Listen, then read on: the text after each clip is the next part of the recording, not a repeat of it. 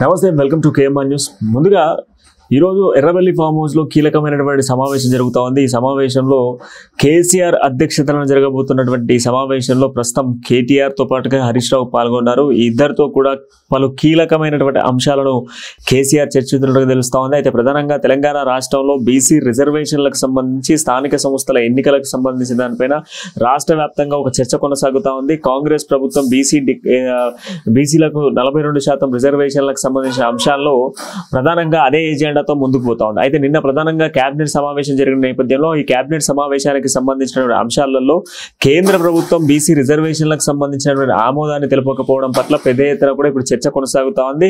ఢిల్లీ వేదికగా కూడా ఒకవైపు కాంగ్రెస్ ప్రభుత్వం ధర్నా చేసేందుకు ప్రయత్నాలు కొనసాగిస్తూ ఉంది. 5, 6, 7 తేదీలలో పూర్తిగా కాంగ్రెస్ పార్టీకి సంబంధించినటువంటి ఎమ్మెల్యేలు, మంత్రులు, దాంతో పాటుగా ప్రజాప్రతినిధులతో పాటుగా ఇతరత్ర ఎమ్మెల్సీలు కూడా ఢిల్లీ వేదికగా జంతర్ మంతర్ దగ్గర ఒక ధర్నా కార్యక్రమాన్ని చేపట్టేటువంటి ప్రయత్నం చేస్తా ఉన్నారు. అయితే ఇదే క్రమంలో బీఆర్ఎస్ కూడా పెద్ద ఎత్తున కాంగ్రెస్ ప్రభుత్వం పైకి ఫోర్స్ తీసుకొచ్చే విధంగా ప్రయత్నాలు కొనసాగిస్తా ఉంది. అయితే ప్రస్తుతం బీజేపీ అండ్ బీఆర్ఎస్ రెండు బీఆర్ఎస్ పార్టీని బీజేపీలో విలీనం చేస్తున్నారు అన్నటువంటి అంశాలను చర్చ తీసుకొస్తా ఉన్న నేపథ్యంలో ఆ చర్చకు సంబంధించిన దానిపైన కూడా ఒక క్లారిఫికేషన్ ను కేటీఆర్ కి అదేవిధంగా హరీష్ రావుకి ఇద్దరికి కూడా కేసీఆర్ దిశానిర్దేశం చేయబోతున్నట్టుగా తెలుస్తా ఉంది. ప్రధానంగా స్థానిక సంస్థల ఎన్నికలు, దాంతో పాటుగా జూబ్లీ హిల్స్ ఉప ఎన్నికకు సంబంధించిన దానిపైన కూడా వీళ్ళిద్దరితో చర్చిస్తున్నట్టుగా తెలుస్తా ఉంది. అయితే ప్రధానంగా టాస్క్ అనేది ఇప్పుడు బీఆర్ఎస్ పార్టీకి కొంత కష్టకాలం నడుస్తా ఉన్న నేపథ్యంలో, ఎందుకంటే గడిచినటువంటి అసెంబ్లీ ఎన్నికల్లో పదవి కోల్పోయారు. ఆ తర్వాత పార్లమెంట్ ఎన్నికల్లో ఒక సీటు కూడా పరిమితం కాకపోయినటువంటి బీఆర్ఎస్ పార్టీకి ప్రస్తుతం ఈ ఎన్నికలు అనేది కీలకంగా కాబోతా ఉన్నాయి. ప్రధానంగా కాంగ్రెస్ వైఫల్యాలను ఎండగట్టి రాష్ట్ర వ్యాప్తంగా ప్రజలకు చైతన్యం కల్పించే విధంగా గతంలో కేసీఆర్ అధికారంలో ఉన్నప్పుడు పథకాలకు సంబంధించి ఏవేవి ఇంప్లిమెంటెడ్ లో ఉన్నాయి, ఆ ఇంప్లిమెంటేషన్ అయ్యాయి. దాంతో పాటుగా ప్రజల్లోకి ఏవేవి గతంలో వచ్చినటువంటి దళిత బంధు కావచ్చు, కేసీఆర్ గిట్టు కావచ్చు, బతుకమ్మ చీరలు కావచ్చు, ఇలా అనేక కార్యక్రమాలకు సంబంధించిన దానిపైన ప్రజల్లోకి తీసుకెళ్లేటువంటి ప్రయత్నం చేస్తా ఉన్నారు. ఇప్పటికే జిల్లాకు సంబంధించినటువంటి పార్టీ అధ్యక్షులకు సంబంధించి బీఆర్ఎస్ పార్టీకి సంబంధించిన అధ్యక్షులతో భేటీలో పాల్గొనడం జరిగింది. ఇంతకుముందే గతంలో కేటీఆర్ ప్రతి జిల్లాని, హరీష్ రావు కూడా కొన్ని జిల్లాలు పర్యటిస్తా ఉన్నారు. పర్యటించిన నేపథ్యంలో ప్రస్తుతం ఉన్నటువంటి తాజా పరిణామాల నేపథ్యంలో ప్రతి ఒక్క ప్రాంతానికి సంబంధించినటువంటి నాయకులతో మాట్లాడడము, మండల స్థాయి మరియు నియోజకవర్గ స్థాయిలో విస్తృత స్థాయి సమావేశాలు, పార్టీ కార్యకర్తలకు బలోపేతం చేయడం, ప్రతి గ్రామాన బీఆర్ఎస్ జెండా ఎగరవేసే దిశగా ప్రయత్నాలు కొనసాగిస్తా ఉన్నారు. ఇక మరోవైపు బీఆర్ఎస్ మరొక పిలుపును కూడా తీసుకోవడం జరిగింది. గురుకులాల బాట పట్టేందుకు బీఆర్ఎస్ శ్రేణులందరికీ పిలుపునివ్వడం జరిగింది. రాష్ట్ర వ్యాప్తంగా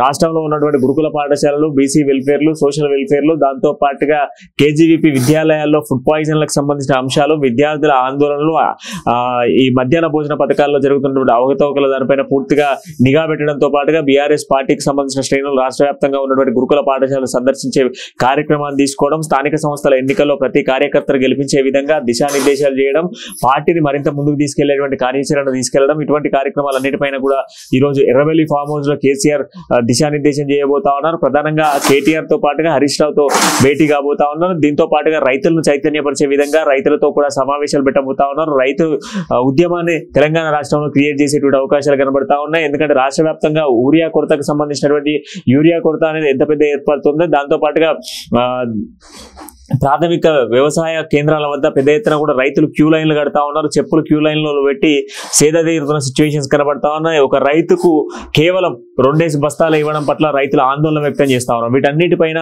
పెద్ద ఎత్తున బీఆర్ఎస్ యాక్షన్ ప్లాన్ తీసుకొని స్థానిక సంస్థల ఎన్నికల్లో ఒక బలమైనటువంటి సంకల్పంతో ముందుకు వెళ్లి చైతన్యపరచడంతో పాటుగా శ్రేణులకు దిశానిర్దేశం చేసి ప్రతి ఒక్క కార్యక్రమాన్ని ప్రజల్లోకి తీసుకెళ్లే విధంగా ముందుకు తీసుకెళ్లేటువంటి ప్రయత్నంలో భాగంగా బీఆర్ఎస్ పార్టీకి సంబంధించిన శ్రేణులకు పెద్ద ఎత్తున కూడా కేసీఆర్ దిశానిర్దేశం చేయబోతా ఉన్నారు. దాంతో పాటుగా బీఆర్ఎస్ పార్టీకి సంబంధించిన నాయకుల పైన జరుగుతున్నటువంటి అక్రమ కేసులకు సంబంధించిన దానిపైన కూడా కీలకంగా చర్చిస్తా ఉన్నారు. దీంట్లో ప్రధాన ఎజెండాగా బీసీ రిజర్వేషన్లకు సంబంధించిన అంశంలో కాంగ్రెస్ ప్రభుత్వం ప్రజల్ని ఎట్లా మోసం చేస్తా ఉంది, దాంతో పాటుగా బీసీ డిక్లరేషన్ కావచ్చు, అనేక డిక్లరేషన్లు ఇచ్చి కాంగ్రెస్ ఇచ్చినటువంటి 6 గ్యారెంటీలు, 420 హామీల మోసాలన్నింటినీ కూడా ప్రజల్లోకి ఏ విధంగా తీసుకెళ్లాలి, రాబోయేటువంటి స్థానిక సంస్థల ఎన్నికలు, జూబ్లీ హిల్స్ ఎన్నికల దానిపైన ఏ విధంగా యాక్షన్ ప్లాన్ సిద్ధం చేసుకోవాలి, జూబ్లీ ఎన్నికలకు సంబంధించిన దానిపైన ఇప్పటికే స్పెషల్ గా ఒక టీం అయితే ఏర్పాటు చేయడం జరిగింది. ఆ టీం ఉన్నటువంటి 6 డివిజన్లలో కూడా పర్యటిస్తా ఉన్నారు.